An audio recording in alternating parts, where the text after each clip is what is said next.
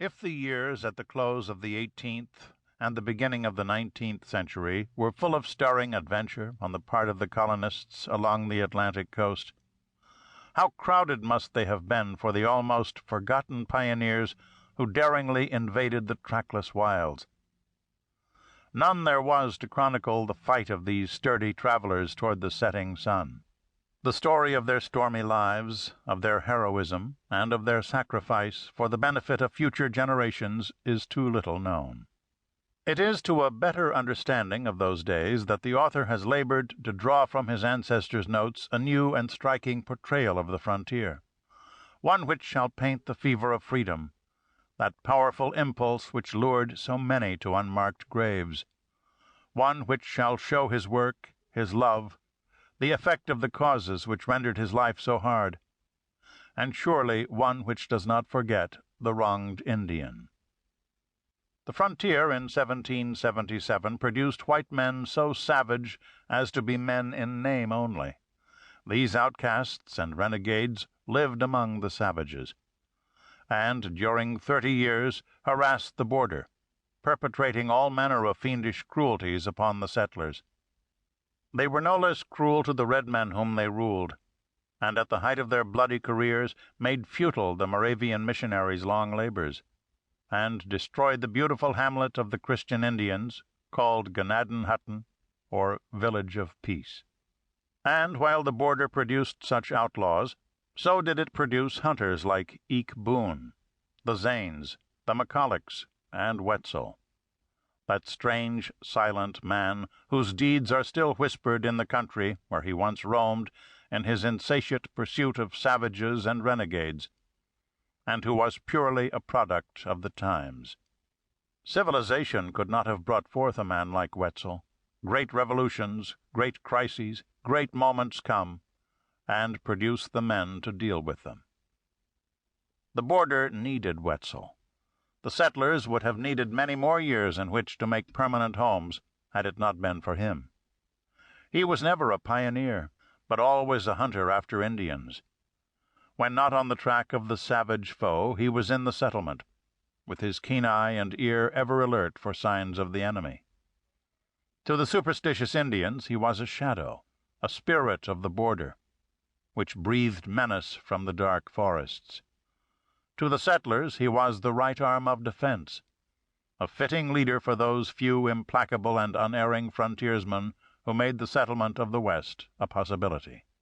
And if this story of one of his relentless pursuits shows the man as he truly was, loved by pioneers, respected and feared by red men, and hated by renegades, if it softens a little the ruthless name history accords him, the writer will have been well repaid. Zane Grey. Chapter 1. Nell, I'm growing powerful fond of you. So you must be, Master Joe, if often telling makes it true. The girl spoke simply, and with an absence of that roguishness which was characteristic of her.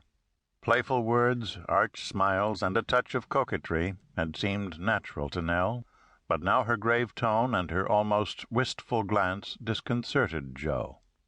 During all the long journey over the mountains she had been gay and bright, while now, when they were about to part, perhaps never to meet again, she showed him the deeper and more earnest side of her character. It checked his boldness as nothing else had done. Suddenly there came to him the real meaning of a woman's love when she bestows it without reservation. Silenced by the thought that he had not understood her at all, and the knowledge that he had been half in sport, he gazed out over the wild country before them. The scene impressed its quietness upon the young couple and brought more forcibly to their minds the fact that they were at the gateway of the unknown West, that somewhere beyond this rude frontier settlement, out there in those unbroken forests stretching dark and silent before them, was to be their future home.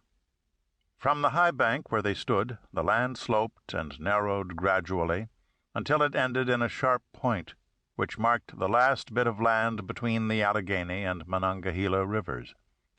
Here the swift streams merged and formed the broad Ohio. The newborn river, even here at its beginning, proud and swelling as if already certain of its faraway grandeur, swept majestically round a wide curve, and apparently lost itself in the forest foliage.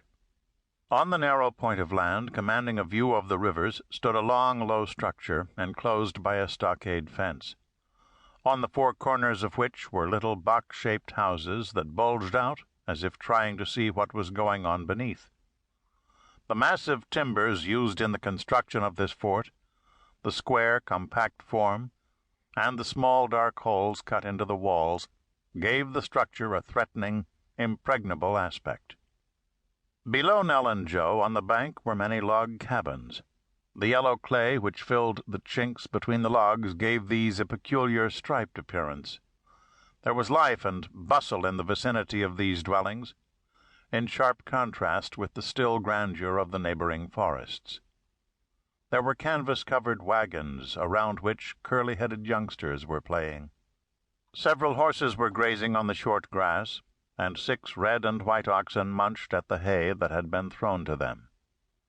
The smoke of many fires curled upward, and near the blaze hovered ruddy-faced women who stirred the contents of steaming kettles. One man swung an axe with a vigorous sweep, and the clean, sharp strokes rang on the air. Another hammered stakes into the ground on which to hang a kettle. Before a large cabin, a fur trader was exhibiting his wares to 3 Indians. Another redskin was carrying a pack of pelts from a canoe drawn up on the river bank. A small group of persons stood near. Some were indifferent, and others gazed curiously at the savages. 2 children peeped from behind their mothers' skirts, as if half curious, half frightened. From this scene, the significance of which had just dawned on him, Joe turned his eyes again to his companion. It was a sweet face he saw, one that was sedate, but had a promise of innumerable smiles. The blue eyes could not long hide flashes of merriment. The girl turned, and the 2 young people looked at each other. Her eyes softened with a woman's gentleness as they rested upon him, for, broad of shoulder, and lithe and strong as a deer-stalker, he was good to look at. "Listen," she said, "we have known each other only 3 weeks. Since you joined our wagon train, and have been so kind to me and so helpful to make that long, rough ride endurable, you have won my regard. I cannot say more, even if I would. You told me you ran away from your Virginian home to seek adventure on the frontier, and that you knew no one in all this wild country. You even said you could not, or would not, work at farming. Perhaps my sister and I are as unfitted as you for this life, but we must cling to our uncle because he is the only relative we have.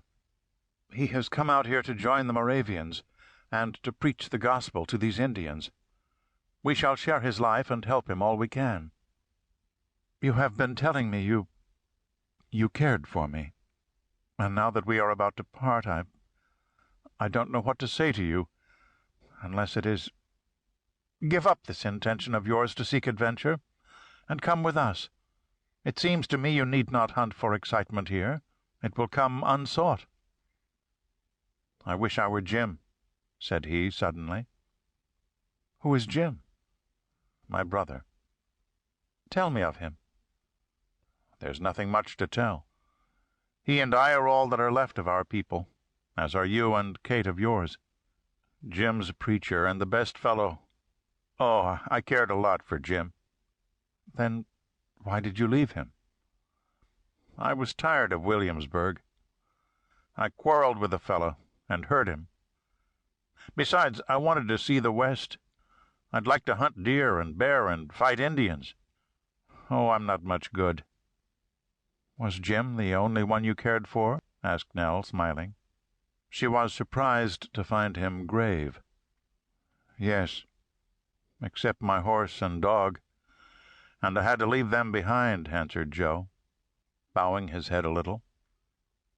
"You'd like to be Jim because he's a preacher, and could help Uncle convert the Indians?"